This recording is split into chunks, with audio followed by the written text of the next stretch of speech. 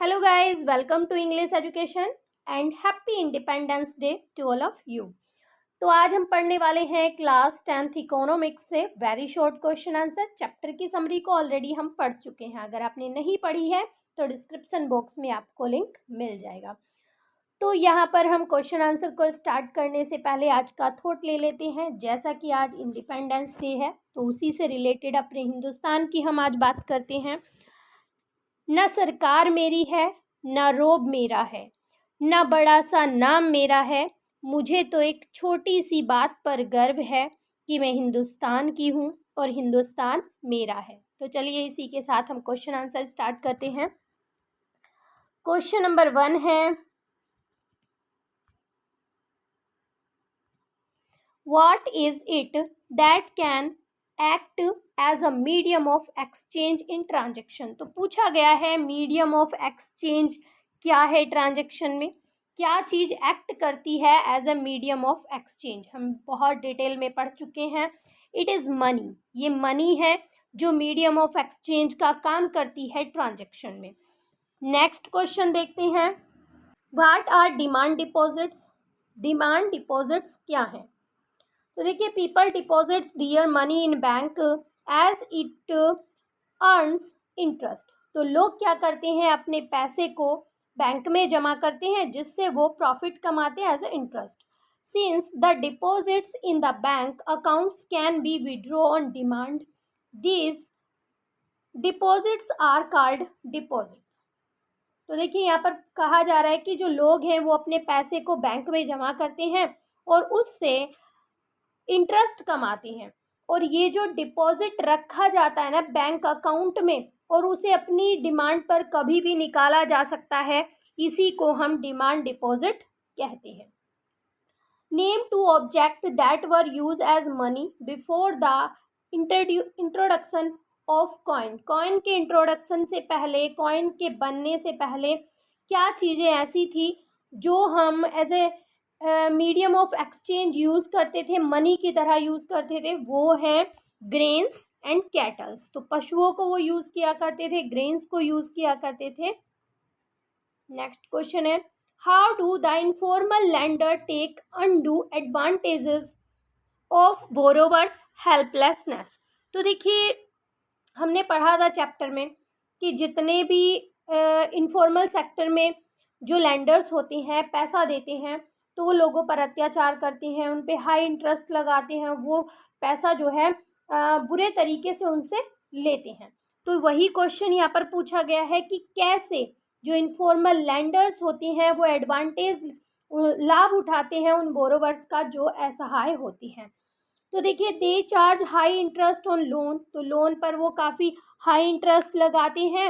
As a result the cost of the borrowers of informal loans is also very high. तो देखिए, काफ़ी ज़्यादा interest वहाँ पर लोन पर लगाया जाता है, जिसका क्या रिजल्ट होता है, जो बोरोवर्स होते हैं उन्हें जो इनफॉर्मल सेक्टर से लोन मिलता है उसकी कॉस्ट काफ़ी ज़्यादा हाई होती है। अब पूछा जा रहा है चेक क्या है, what is a cheque. A cheque is a paper, वो एक पेपर होता है instructing the bank to pay a specific amount from a person account to the person whose name the cheque has been issued. तो देखिए, check होता है एक paper जिसमें इंस्ट्रक्शन दी जाती है बैंक को कि इतना अमाउंट, कोई भी स्पेसिफिक अमाउंट जो है एक पर्सन के अकाउंट से काट लिया जाए और दूसरे के अकाउंट में डिपॉजिट कर दिया जाए, जिसका नाम चेक में दिया गया होता है, जिसके नाम पर वो चेक इशू होता है। What are the modern form of money. Money की मॉडर्न फॉर्म क्या है। The modern form of money include currency. Currency है जिसमें पेपर है, पेपर नोट्स हैं और कॉइन्स है, ये मॉडर्न फॉर्म है मनी की। What does higher cost of borrowing means. तो देखिए, higher cost of borrowing mean क्या है, ठीक है। This means a large part of earning of the borrowers is use to repay the loan. तो देखिए, इसका मतलब है जो एक लार्ज पार्ट होता है ना अर्निंग का, वो लोग जो उधार लेते हैं उनकी अर्निंग का जो लार्ज पार्ट होता है वो लोन को चुकाने में यूज कर दिया जाता है, उससे वो लोन चुका देते हैं। Hence borrower have less income left for themself, और इस तरह से जो बोरोवर्स होते हैं उनकी इनकम बहुत कम हो जाती है, यानी कि उनके पास बहुत कम पैसा बचता है, वो सारा कुछ तो ब्याज में, लोन में, इनमें ही दे देते हैं। Why currency is important for a nation, एक राष्ट्र के लिए करेंसी जरूरी क्यों होती है? तो देखिए, currency gives a nation purchasing power, तो जो करेंसी होती है वो किसी भी राष्ट्र को परचेजिंग पावर, यानी कि व्यापार आप कह सकते हैं, या कोई भी सामान खरीदने की पावर देती है। बिसाइड इट्स, और इसी के साथ facilities trades and develop a nation's economy, तो इससे आर्थिक सुधार भी होता है नेशन का, और व्यापार की सुविधाएं भी मिलती हैं। दस buildings the base of a strong nation, इस तरह से जो करेंसी है ना वो एक बेस है स्ट्रांग नेशन का। आगे देखते हैं, what is the chief feature of the modern currency, modern currency के चीफ मुख्य फीचर क्या है? तो देखिए, modern currency is without any use of its own, तो अपने आप में उसकी कोई वैल्यू नहीं है। इसका मतलब ये है, अगर गवर्नमेंट उसे इशू ना करे तो वो एक पेपर है, उसकी अपने आप पे कोई एक वैल्यू नहीं है। आगे देखते हैं, एक एग्जांपल है यहाँ पर, ए पोटैटो फार्मर वांट्स राइस, एक पोटैटो फार्मर है जो पोटैटो उगाता है, उसे क्या चाहिए होते हैं? चावल चाहिए। But rice farmer does not want potatoes, लेकिन जो राइस फार्मर है उसे पोटैटो नहीं चाहिए। He is in need of बनाना, उसे क्या चाहिए? पोटैटो फार्मर को क्या चाहिए? बनाना चाहिए। आइडेंटिफाई द कंडीशन, कंडीशन को आइडेंटिफाई करना है। तो देखिए, the condition describe here is a situation when there is no double coincident of wants, तो देखिए यहाँ पर डबल कोइंसिडेंट ऑफ वांट्स नहीं है।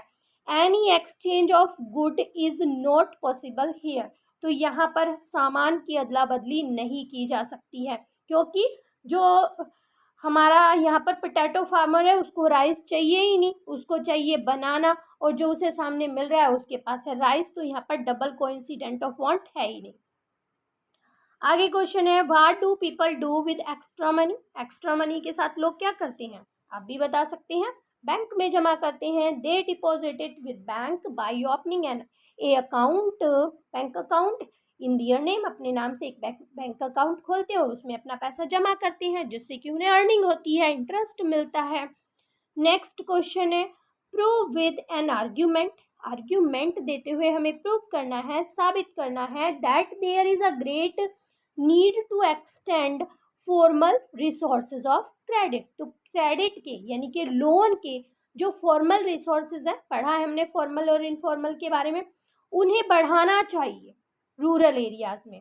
ठीक है, तो देखते हैं, more than half of the rural credit lending too is still from the informal sources and 80% of loan taker are poor household, तो देखिए यहाँ पर बताया गया है कि आधे से भी ज़्यादा क्रेडिट जो है ना रूरल एरियाज में, वो अभी भी इनफॉर्मल सेक्टर से लिया जाता है, और 80% जो लोन टेकर होते हैं ना, जो बोरोवर होते हैं, पैसा उधार लेते हैं, वो गरीब हैं। Therefore there is need to expand formal sources of credit in rural India, तो देखिए भारत में जितने भी ग्रामीण क्षेत्र हैं उनमें ज़रूरत है कि फॉर्मल रिसोर्सेज, क्रेडिट के फॉर्मल रिसोर्सेज को बढ़ाया जाए। नेक्स्ट क्वेश्चन देखते हैं, what do you mean by the term collateral, तो कोलेट्रल का मीनिंग क्या है? तो देखिए, it is an asset, asset means होता है प्रॉपर्टी, ये एक प्रॉपर्टी होती है that the borrowers own and uses this guarantee to a lender until the loan is repaid, तो देखिए जो कोलेट्रल है वो एक ऐसी प्रॉपर्टी होती है जो खुद की बोरोवर की खुद की होती है, जो उधार लेता है, लोन लेता है, उसकी खुद की होती है, और वो गारंटी के रूप में लेंडर को देता है जब तक कि वो लोन नहीं चुका देता है। बहुत सारे क्वेश्चंस हम यहाँ पर करने वाले हैं, कोई भी क्वेश्चन आपका नहीं बचने वाला है, इसलिए ध्यान से पढ़ेंगे। अगर आप यहाँ पर ध्यान से पढ़ते हैं एग्जाम में आप इजीली लिख लेंगे, हिंदी में आपको अच्छे से पढ़ाया जा रहा है। नेक्स्ट देखते हैं, 19 क्वेश्चन है, why do bank and cooperatives need to lend more to borrowers, तो देखिए, why do banks and cooperative need to lend more borrowers की ज़रूरत क्यों है? तो देखिए यहाँ पर बैंक को और कोऑपरेटिव को क्या बोरोवर्स को ज़्यादा उधार देने की ज़रूरत क्यों है? तो borrowers when borrow from informal sector, जब जो बोरोवर्स होते हैं वो लोन इनफॉर्मल सेक्टर से लेते हैं, देन दे फॉल इनटू डेब्ट ट्रैप, और वो जो है इस जाल में फंस जाते हैं, कर्ज के जाल में फंस जाते हैं, due to very high interest rate and crop failure. और वो क्यों फंसते हैं इस जाल में? क्योंकि इंटरेस्ट जो है काफ़ी ज़्यादा होता है और कई बार क्रॉप फेलियर भी हो जाता है। तो इसलिए ज़रूरी है कि जो बैंक है और कोऑपरेटिव है वो लोन दे रूरल एरियाज़ में। आगे देखते हैं। So formal sector institution need to more to their borrowers. हाँ, तो देखिए यहाँ पर फॉर्मल सेक्टर को ही बताया गया है कि इसलिए ज़रूरी है कि वो ज़्यादा लोन दें। नेक्स्ट क्वेश्चन देखते हैं। Recognise the situation when both the parties in a barter economy have to agree to sell and buy each other commodities, what is it called? तो देखिए हमें उस सिचुएशन को पहचानना है जब दोनों ही पार्टीज, बार्टर इकोनॉमी की यहाँ पर बात की जा रही है, वो एग्री होते हैं सेल भी करने के लिए और बाय भी करने के लिए एक दूसरे के सामान को। तो उसे क्या कहा जाता है? This is known as double coincidence of want. तो इसे डबल कोइंसिडेंट ऑफ वांट्स के नाम से जाना जाता है, जिसमें जो सेलर होता है और बायर होता है दोनों ही एग्री होते हैं, ठीक है, अपने सामान को एक्सचेंज करने में। नेक्स्ट क्वेश्चन है, why do banks are willing to lend to poor women when organise in SHGs even without collateral? तो देखिए बैंक इच्छुक क्यों रहता है पुअर वुमेन को लोन देने के लिए, जब वो किस में ऑर्गेनाइज होती हैं? SHGs, ये एक संस्था, एक ग्रुप है, इसमें जब वो जुड़ी हुई होती हैं तो बिना कोलेट्रल के, बिना किसी गारंटी के उन्हें लोन मिल जाता है। ऐसा क्यों है?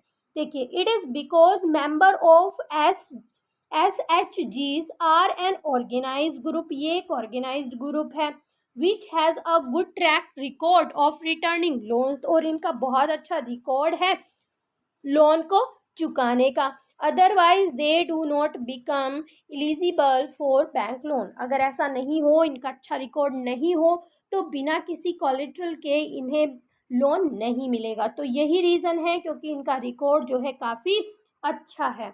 विच segment of the society depend on the formal resources? तो देखिए कौन सोसाइटी का कौन सा सेगमेंट है जो फॉर्मल रिसोर्सेज पर डिपेंड करता है? तो यहाँ पर दिया गया है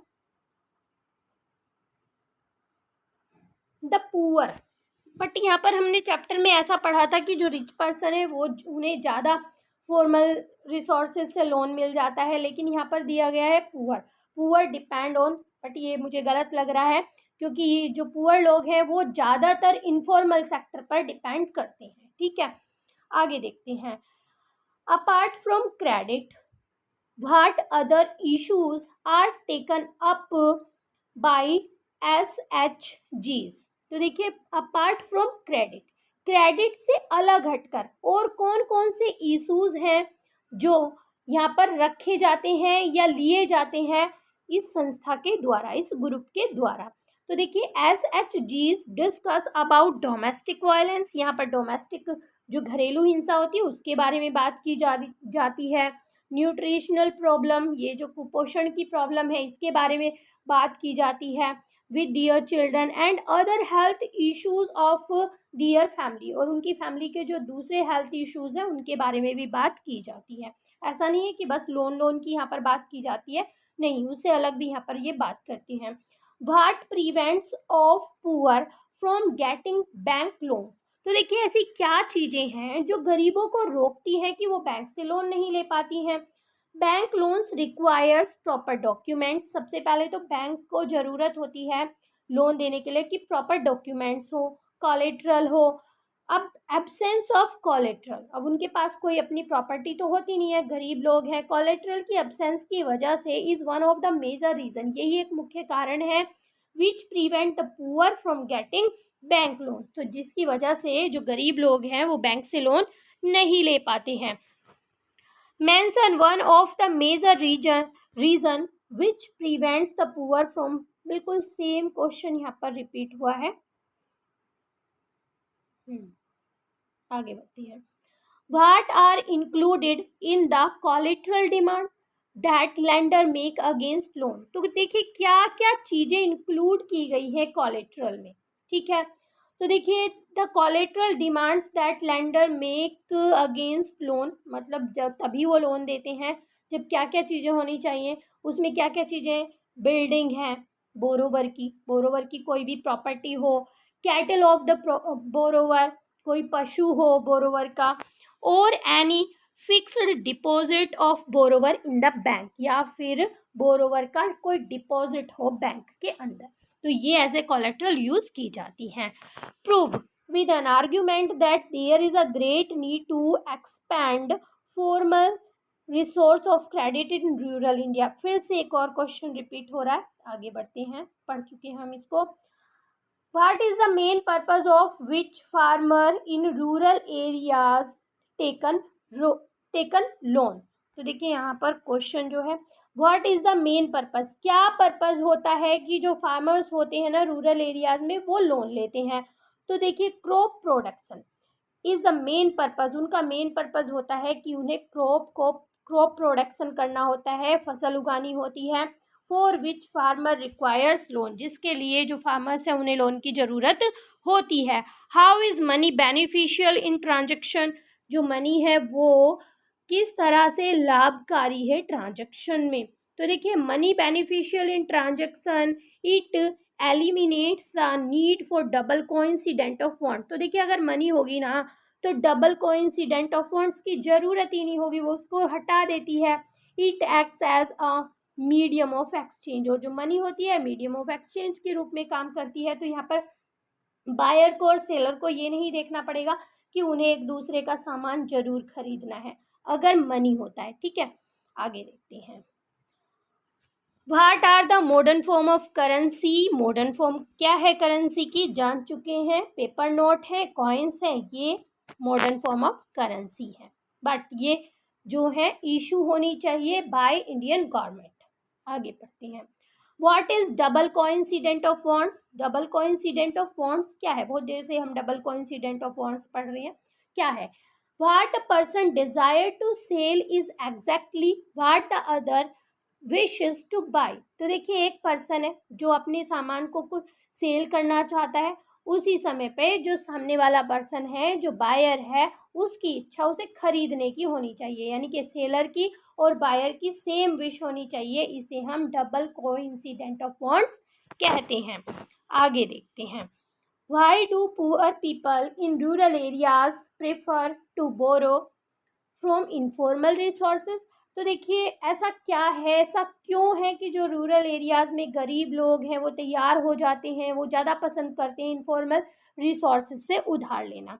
Y poor households are deprived for for sorry from formal sectors loan in India, तो सेम क्वेश्चन पूछा जा रहा है, यही पूछा जा रहा है कि क्यों वंचित रह जाते हैं गरीब लोग कि वो फॉर्मल सेक्टर से लोन नहीं ले पाते हैं, तो जानते हैं।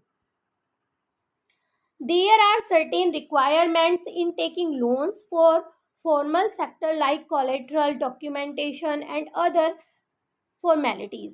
तो देखिए हमने अभी ऊपर पढ़ा था कि हम फॉर्मल सेक्टर से अगर कोई लोन लेते हैं तो गरीब लोगों को भी कोलेट्रल की ज़रूरत होती है, डॉक्यूमेंटेशन की ज़रूरत होती है और दूसरी फॉर्मेलिटीज़ की भी ज़रूरत होती है, but these are not required in informal sectors, और इनफॉर्मल सेक्टर में ऐसी कुछ चीज़ की ज़रूरत नहीं होती है। So poor household take loans from this sector, इसीलिए वो बेचारे क्या करते हैं, वो इनफॉर्मल सेक्टर से लोन ले लेते हैं क्योंकि ये सारी चीज़ें उनके पास अवेलेबल नहीं होती हैं। What are informal sector of loan, तो देखिए इनफॉर्मल सेक्टर ऑफ लोन क्या है। इनफॉर्मल सेक्टर्स इंक्लूड मतलब कौन कौन सी चीज़, कहाँ कहाँ से वो लोन ले सकते हैं। Informal sectors include money lenders, traders, employers, relatives and friends. ठीक है, तो मनी लेंडर्स होते हैं जो उधार देते हैं, कुछ लोग ऐसे होते हैं। व्यापारी होते हैं जहाँ पर वो लोग काम करते हैं, एम्प्लॉयर्स होते हैं, उनके रिश्तेदार हो सकते हैं, उनके फ्रेंड्स हो सकते हैं, उनसे वो लोन लेते हैं, और यही इनफॉर्मल सेक्टर में के रिसोर्सेज है। आगे देखते हैं, what is the reason for accepting paper note as a medium of exchange in India. तो क्या रीजन है कि हम जो है एक्सेप्ट करते हैं पेपर नोट को as a medium of exchange. Bharat की बात यहाँ पर की जा रही है।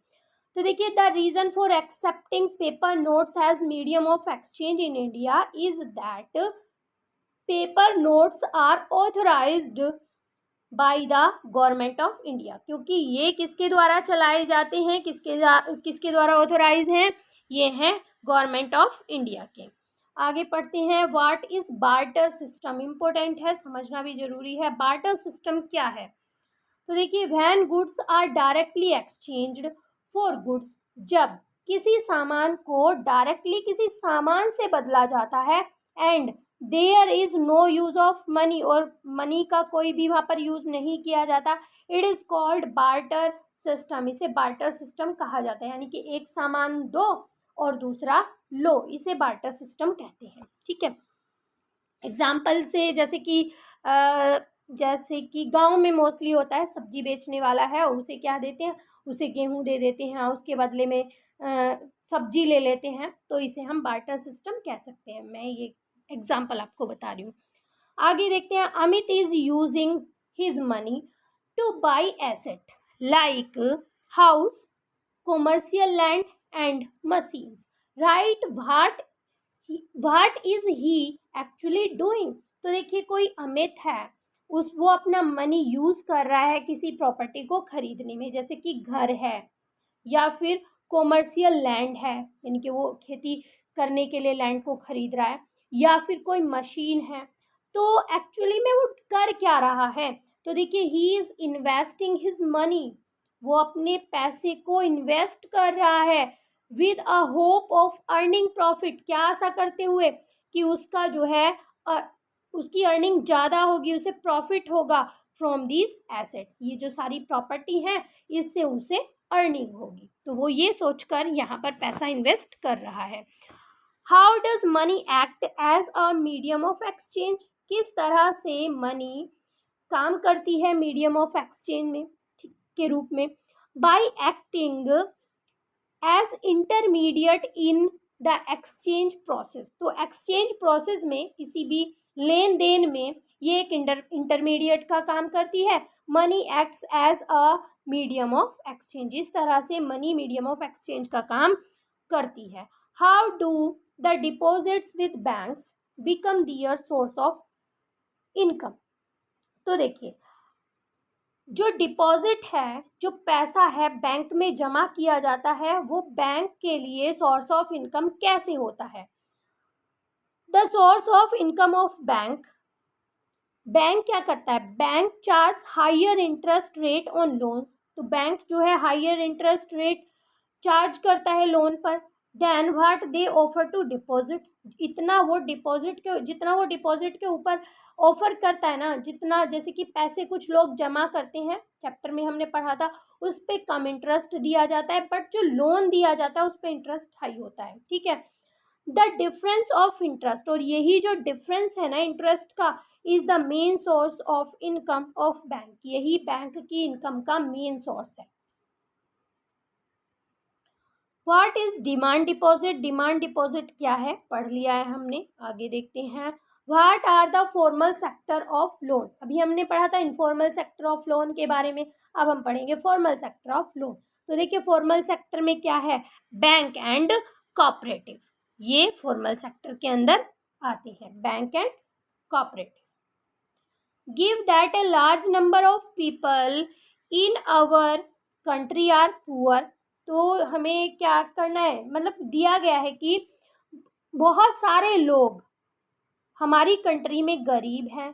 Does it in any way affect their capacity to borrow, तो क्या ये चीज़ जो है किसी भी तरीके से इनकी जो बोरो करने की कैपेसिटी है उसे अफेक्ट करती है, उस पर प्रभाव डालती है? तो देखिए, poor have low capacity to borrow since they have no collateral to offer, तो इफेक्ट तो डालेगी उनकी कैपेसिटी पर, क्योंकि उनके पास कोई प्रॉपर्टी नहीं है, उनके पास कोई ऐसी चीज़ ही नहीं है जिसे वो एज ए कोलेट्रल यूज़ कर सके। They can not get any credit from formal source of credit, तो उन्हें जो है लोन के लिए फॉर्मल सेक्टर से लोन लेने के लिए उनके पास कुछ होता ही नहीं है, जैसे कि वो बैंक से लोन ले सके, कोऑपरेटिव से लोन ले सके, तो उनके पास कोलेट्रल नहीं होता है और यही चीज़ अफेक्ट करती है। They mostly take loans from informal sources, और वो जो है लोन लेते हैं फॉर्मल सोर्सेज से, like money lenders, friend, relatives etcetera, इसीलिए उन्हें इनसे लोन लेना पड़ता है क्योंकि उनके पास कोई भी कोलेट्रल नहीं है, वो गरीब लोग हैं इस वजह से। What is a cheque, cheque क्या है? ठीक है, ये भी हमने पढ़ लिया है अभी, बार बार क्वेश्चन रिपीट हो रहा है। It is a paper that contains account holders account, तो देखिए यहाँ पर डेफिनेशन थोड़ी चेंज करके दी गई है। ये एक पेपर होता है जिसमें अकाउंट होल्डर का अकाउंट नंबर होता है and that instructs bank to pay money, और ये जो है बैंक को निर्देश देता है कि इसमें जो मनी है उसे डिपॉजिट कर दिया जाए।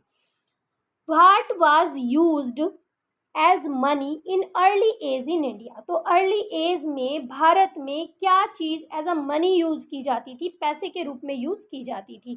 तो देखिए, इसी से रिलेटेड क्वेश्चन हमने पढ़ा है, बट इतना घुमा फिरा कर क्वेश्चन को दिया जाता है, इसी तरह से क्वेश्चन को दिया जाता है, ध्यान से पढ़ेंगे। In the very early age, काफ़ी समय पहले की बात यहाँ पर की जा रही है, Indians use grains and cattle as money, तो ग्रेन्स और कैटल को यूज करते थे as a money. How do the SHGs help borrowers, तो ये जो संस्था है ये किस तरह से मदद करती है बोरोवर्स की? The SHGs help borrowers overcome the problem of lack of collateral, तो ये जो है, ये जो प्रॉब्लम होती है ना कि उनके पास कोई भी कोलेट्रल नहीं होती है, इस कमी को दूर करती है। वो अपने बेस पे, अपने बलबूते पर उन्हें लोन दिलवा देती है, क्योंकि उनका जो रिकॉर्ड है वो बहुत अच्छा है, जो वो ग्रुप है ना उसका रिकॉर्ड बहुत अच्छा होता है। अगर कोई पर्सन ऐसा होता है कि वो लोन नहीं चुका पाता है तो सभी मेंबर मिलकर बैंक का लोन पे कर देते हैं। आगे देखते हैं। Which metal were use for making coins in India in later stage, काफ़ी पहले समय की यहाँ पर बात की गई है। तो कॉइन्स को बनाने में कौन कौन से मेटल्स यूज किए जाते थे? Gold, copper, silver coins were use in later stage for making coins in India, तो देखिए गोल्ड, कॉपर और सिल्वर का यूज किया जाता था। How does money eliminate the need of double coincident of bonds, तो हमने पढ़ा डबल कोइंसिडेंट ऑफ बॉन्ड्स के बारे में। तो मनी कैसे इसको एलिमिनेट करती है, इसकी ज़रूरत को कैसे एलिमिनेट करती है? इफ़ वी हैव मनी, अगर हमारे पास पैसे होंगे, हमारे पास धन होगा हमारे पॉकेट में, वी कैन परचेज एनीथिंग, हम कुछ भी सामान खरीद सकते हैं, एनी टाइम, किसी भी समय खरीद सकते हैं एज वी विश, जैसी कि हमें ज़रूरत होती है, जिसकी हमें इच्छा होती है। तो हमें यहाँ पर किसी को, ऐसे इंसान को ढूंढने की ज़रूरत नहीं होगी कि जो हमारे पास सामान है वो उसे खरीदे, फिर हम उसे दूसरे सामान को खरीदे, एक्सचेंज करें। तो हमें यहाँ पर ऐसी ज़रूरत नहीं होगी, अगर हमारी पॉकेट में मनी होगा तो हम डायरेक्ट जाएंगे और उस सामान को खरीद लेंगे। व्हाट आर SHGs, तो हम काफ़ी देर से पढ़ रहे हैं, SHGs के बारे में जानते हैं ये क्या है। तो देखिए, SHGs are a building block of organisation of the rural poors, तो जो रूरल पुअर्स हैं यानी कि ग्रामीण क्षेत्र में रहने वाले गरीब लोग हैं, ये उनकी एक संस्था है, एक ग्रुप है। Most of the decision regarding saving and loans activities in SHGs are taken by the group members, तो जितने भी डिसीजन होते हैं सेविंग को लेकर, लोन को लेकर, वो सभी इस ग्रुप के द्वारा ही लिए जाते हैं, वो सभी decision. What does modern form of money include, तो देखिए मॉडर्न फॉर्म ऑफ मनी क्या है? तो ये है आपका पेपर नोट एंड कॉइन्स। आगे पढ़ते हैं, लास्ट क्वेश्चन है आपका, what are two form of modern currency. बार बार देखिए आप किस तरह से घुमा फिरा कर क्वेश्चन को पूछा जा रहा है। Two form of modern currency are paper note and coins. तो यहाँ पर आपके सभी क्वेश्चन आंसर होते हैं कंप्लीट। आई होप आपको वीडियो अच्छी लगी होगी, आपका कॉन्सेप्ट बिल्कुल क्लियर हुआ होगा, सारे क्वेश्चन आपको अच्छे से समझ में आए होंगे।